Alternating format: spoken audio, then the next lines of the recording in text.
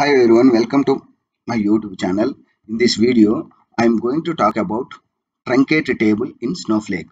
This is the first video from Snowflake SQL command reference. Truncate table removes all rows from a table but leaves the table intact, including the table structure, all privileges and constraints on the table. Truncate table also deletes the load metadata for the table, which allows the same files to be loaded or processed into table again after command completes by using the copy command. Truncate table syntax. Truncate table if exist table name. Here table and if exist are the optionals. We'll see the parameters. Specify the identifier for the table to truncate. If the identifier contains spaces or special characters, the entire string must be enclosed in double quotes. Identifiers enclosed in double quotes are also case sensitive. Please note this. Okay, for example, my object. Here M is capital, O is the capital letters. If the table identifier is not fully qualified, the command looks for the table in the current schema for session. So not fully qualified means while truncating the table, if you don't specify the database name dot schema name, that is called the not fully qualified. Usage notes. Truncate table maintain deleted data for recovery purpose for the data retention period. So you need to enable the data retention period for your table. That means time travel, obviously. Okay. However, when a table is truncated, the load metadata cannot be recovered. Okay, that means you can reprocess the same file. The table keyword is optional if the table name is fully qualified or database and schema are currently in use for this session. So table keyword is optional with the truncate table.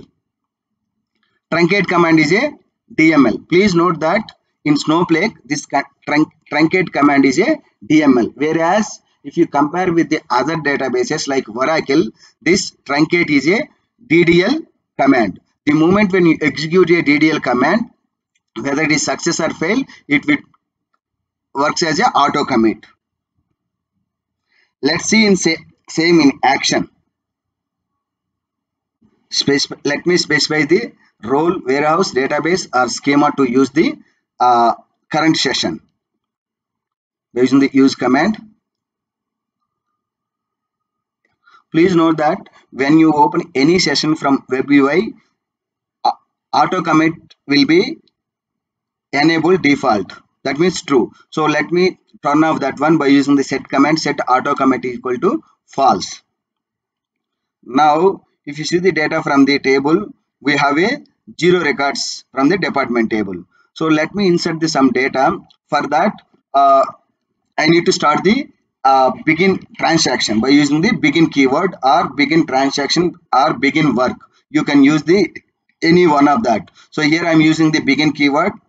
So transaction has been started in my session. Now I am going to insert the data by using the generator table function to generate the data automatically.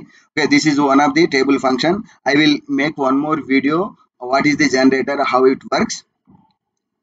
Okay, after that let me see the data from the table. We have a 20 records have been inserted. Now let me commit so that it's transaction here transaction end. Now we will verify the data from the table. After transaction completed, here 20 records are present in the DB table.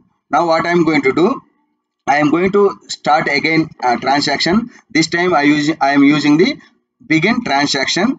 Okay, so after begin transaction, what I am going to do, truncate table DEPT. Here I am going to truncate the table. Okay, so table has been truncated, statement executed successfully. After this, what I am going to do, let me take the query ID for this truncate table command. Okay, I have taken this one. I will use in the later. I will use this in the later. Okay. Now what I am going to do, we'll see the data from the table after truncate. Obviously the count should be 0. That is expected output. We got the expected output. Now let me end the transaction by using the commit this time also, after performing the truncate statement on the department table executed successfully. Now we'll see the data from the table here. So 0 records. There is no data because we have, after truncation we perform the commit statement. So that means truncate is a DML statement in Snowflake, whereas in the other languages like other databases like Oracle database, truncate is a DDL command. Okay, so you cannot perform the commit or rollback. It will be always auto commit, whether it is that's execution is success or failed. Okay, now what I'm going to do, but as I said that you can perform, I mean you can use the time travel on table when even though you perform the truncate. So for that what I'm going to do, we have already captured our statement ID for our truncate table. Now select star from department before statement ID. What was the position in my table before this query? That means before performing the truncate table. So there should be some data in this table. Okay, see there were 20 records were there. So we can retrieve that data even after truncating the data from the table by using the time travel. So you can also insert this data into your table by using the same command. Okay, here like this. So now let me insert the data into employee table, department table. Yeah, statement executed successfully. So now if you see department from department table data 20 records. How you got the 20 records? By using the time travel, even though after performed the truncate option. Now that is the one thing. Now again what I am going to do, let me begin the transaction. This time I am going to begin the work keyword, begin work keyword. Okay, here I am going to insert the another set of rows into department table by using the generator table function. Now we'll see after this one we have a 50 records, because earlier 20 records, this time we have inserted the 30, so total 50. Now what I'm going to do, this time I'm going to truncate the data again. Here now this time I'm not going to use the keyword table along with the truncate, only truncate and table name only. So this is the, as I said that in Snowflake table is a optional, it is not a mandatory along with the truncate table. So statement executed successfully.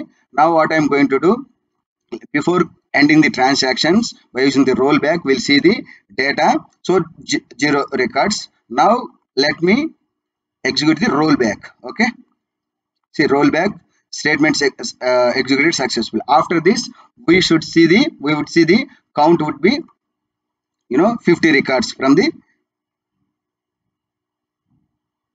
20 records.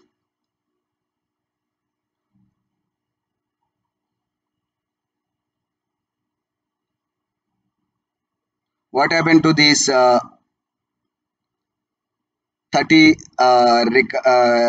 rows which we have inserted from this one, because we have performed the rollback. Okay, so this one, these are rollback, and previous records whatever that 20, those were in the different transactions, so we still see the only 20 records. That is what we expected.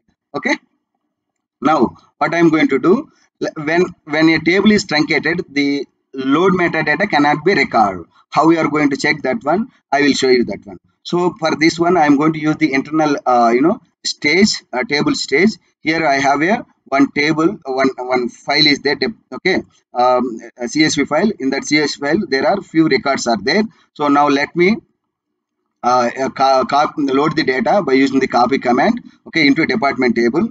So here we have a loaded 4 records. Okay, now what I am going to do, now let me again run the second time copy command. Okay, with the same stage. Here copy executed with 0 files processed. That means once you process the any file, that means insert the data into a table by using the copy command, you cannot process that same file. So if you want to perform the same file again, what you have to do, you can perform the truncate table. Okay, here I am going to truncate. Okay, before truncating, let me see the data. This time we should have the 24 records. Okay, now what I am going to do, let me commit this one because the copy command. Okay, so that, yeah, executed. Now what I'm going to do, let me truncate the data. Okay, truncate the data from the table again. So after the truncate table, now I'm going to run the copy command from the same stage. Okay, after truncate. See, this time, see, loaded equal to 4. That means if you truncate, so metadata, load metadata cannot be recovered. That means whatever previously loaded by using the copy command, that metadata cannot be recovered because we executed the truncate table. That is the way. Now after that, if you execute whatever it may be, then it will not consider. Okay, so now if you again perform this copy command, so this time copy executed with the 0 files. So again, if you perform the truncate to row, or else you can use the force keyword. By using the force is equal to true option, you can load the same file as many times you want. Okay, this is the first time, and also again you can also use the 4 rows. Okay, this is all about truncate table command in Snowflake. Thank you. And if you have not subscribed to my channel, please subscribe and don't forget to click on bell icon for the notifications. Please share it and like it. Thank you once again for watching my video.